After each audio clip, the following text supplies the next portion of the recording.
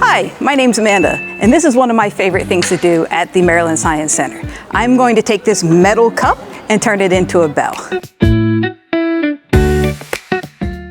Our metal cup is made of pewter. Pewter is a very soft metal, and when I hit it, all we do is get a very dull thud. It's a very flexible metal. But if we make this metal harder, and we're going to do that using some liquid nitrogen, and we're going to freeze this metal cup so that it becomes very brittle. Okay, so just a couple seconds in our super cold liquid nitrogen.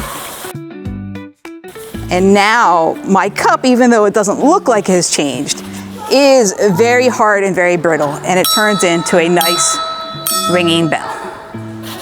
And if we were to warm that cup back up,